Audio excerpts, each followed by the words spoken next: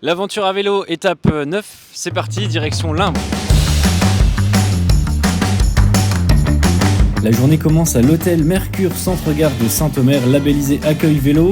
Après une bonne nuit, tu trouveras le buffet du petit déjeuner qui est juste exceptionnel, c'est presque dangereux pour les gourmands. Quelle bonne nuit j'ai passé au Mercure Hotel juste à côté. Alors là, compagnon de route de Marc, aujourd'hui on va faire la route ensemble jusque Limbre. Quelques mots peut-être sur l'aventure à vélo, puisque t'es pas complètement innocent dans l'histoire.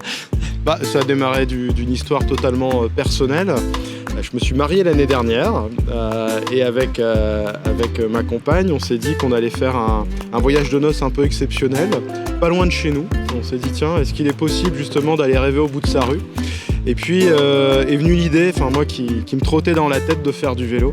Sauf que j'avais peur de faire de longs voyages, de savoir où dormir, de savoir comment faire quand on crève. Mais sauf que l'aventure était là, on s'est dit tiens, on y va, on a suivi l'Eurovélo route 5, alors de chez moi à quelques dizaines de mètres d'ici. Et puis on est passé ici, sauf que nous sommes allés très très loin puisqu'on s'est arrêté à Bruxelles. Bon, donc Julien, c'est donc ton voyage cet été qui a largement inspiré l'aventure à vélo. Donc là on vient d'arriver à Arques, juste derrière nous, un symbole pour la ville, l'ascenseur à bateau. Ouais, l'ascenseur qui vient de rouvrir ses portes au public cet été, le 1er août, qui était un édifice juste fabuleux, extraordinaire, donc qui était un ascenseur à bateau et qui permettait aux péniches de passer ce dénivelé de 13,13 m. Ça a fermé ses portes au fonctionnement en 1967, c'est resté ouvert avec des belles associations et la ville a décidé par de lourds travaux de le rouvrir au public, donc c'est le cas. Donc aujourd'hui, on rentre dans une histoire en 1967 avec une voix merveilleuse, celle de Benoît Alman. Puis surtout, on se rend compte qu'on est sur un lieu où à la fois il y a les péniches qui passent, notamment derrière sur la Grande Écluse. Il y a aussi des trains qui passent. Et ce qui est incroyable, c'est que les trains passent en dessous des péniches. Ouais, c'est ça. Ou l'inverse, on ne sait plus très bien quand on en parle. Donc justement avec l'ascenseur, l'association du chemin de fer touristique de la Vallée de Lac qui propose aussi aux cyclotouristes d'embarquer le vélo jusque Limbre. Et d'ailleurs, comme on est un petit peu en retard sur le prochain rendez-vous, c'est peut-être ce qu'on va faire. On va tricher ? Ok, on triche. J'adore. Allez, on prend le train, c'est parti.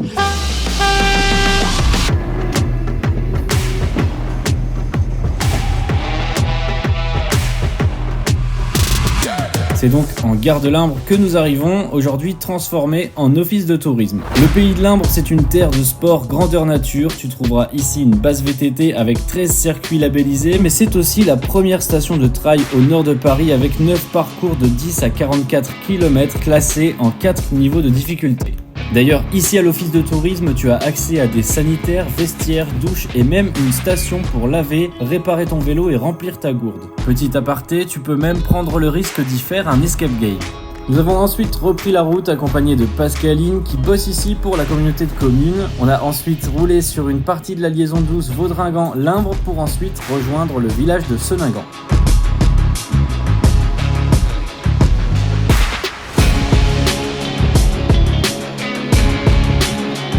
Bon Pierre, on s'est donné rendez-vous ici dans le pays de Limbre à Seningan. Nous on a bien profité des belles voies douces, les belles liaisons douces en vélo, c'est fort agréable. Et puis on s'est donné rendez-vous ici avec toi parce que c'est curieux, tu pars aux quatre coins du monde pour des expériences sportives assez folles et en fait ta base d'entraînement c'est ici dans le pays de Limbre.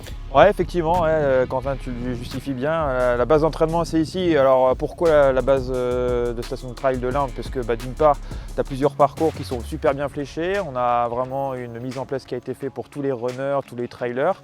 La diversité des paysages et difficultés, donc c'est vrai que c'est un terrain qui est assez riche. Alors forcément, c'est pas de la haute montagne, mais on a quand même de quoi bien s'amuser. Quelques exemples justement sur les expériences que tu vas vivre, comme la semaine prochaine par exemple ?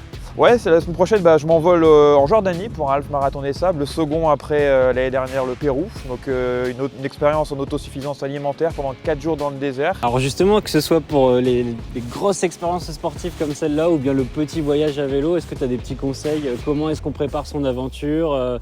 Quels vêtements prendre ? Enfin, quelles questions sont bonnes en fait à se poser avant de partir ?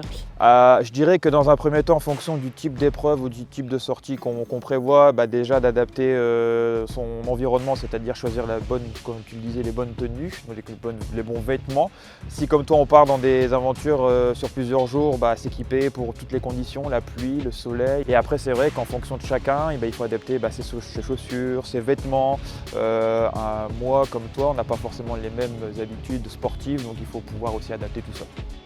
Toi Julien, sur l'épreuve Saint-Omer-Bruxelles, comment tu t'es préparé? Alors c'était pas de l'autosuffisance, ça allait, mais... à l'envers, c'est que je me suis rendu compte que je m'étais trop chargé au début. C'est vrai qu'on part une première fois avec cette idée qu'il faut surtout rien oublier, prendre ses vêtements pour la semaine, alors qu'une bonne organisation, je me suis rendu compte que les 2/3 des choses qui étaient dans ma valise ne me servaient pas. Ça a été en tout cas riche d'enseignements en se disant partez léger, vous aurez l'esprit léger aussi. Comme on dit, parfois il faut s'adapter à la situation à l'instant T, et l'inattendu, comme on peut l'appeler, fait partie aussi du sport. C'est ça. Merci Pierre, et puis belle route à toi. Avec plaisir. Merci Quentin, merci Julien. La journée se termine à l'hôtel du golfe de l'Imbre, l'occasion d'ailleurs de s'essayer à la pratique.